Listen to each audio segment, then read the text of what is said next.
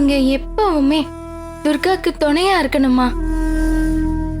அம்மா, துர்காக்கு எவ்வளவு பிரச்சனை வந்தாலும் எல்லாத்துலயும் இருந்து அவளை காப்பாத்தி அதே மாதிரி அவளோட வாழ்க்கைய நல்லபடியா அமைச்சு தரணுமா? என் துர்கா ரொம்ப பாவம்மா. அவ ரொம்ப வெகுளி, வெளியுலகம் தெரியாத பொண்ணு. என் துர்காவுக்கு நான் மட்டும் தாமா இருக்கேன். ஆனா இப்போ என்னாலேயே அவ பக்கத்துல இருக்க முடியல. ஆனா நீங்க என் துர்கா கூடவே இருப்பீங்கங்கிற நம்பிக்கையில தாமா நான் என் துர்காவை அந்த வீட்டுக்கு அனுப்பிச்சு வச்சிருக்கேன். நீங்க தான் துர்காவோட இருந்து என் துர்காவோட வாழ்க்கைக்கு நல்லது பண்ணணுமா?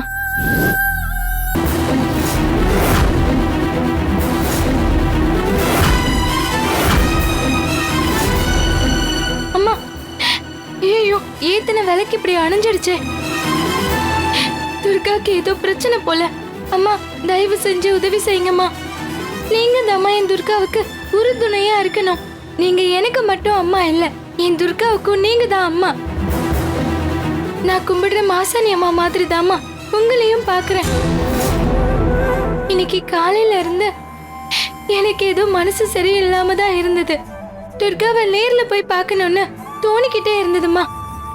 என் துர்காவுக்கு ஏதோ ஆபத்துன்னு என் உள் மனசு சொல்லிக்கிட்டே இருக்கு. அதாம்மா உங்களுக்கு நான் விளக்கேத்தி வச்சேன்.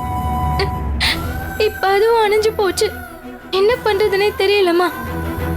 இப்ப மாசாணி அம்மன் கோவிலுக்கு போயிட்டு அங்க வேண்டிக்கிட்டு சாமி கும்பிட்டு அப்புறம் நான் துர்காவுக்கு போன் பண்ணி பேசுறேன். அப்பதாம்மா என் மனசு நிம்மதியா இருக்கும்.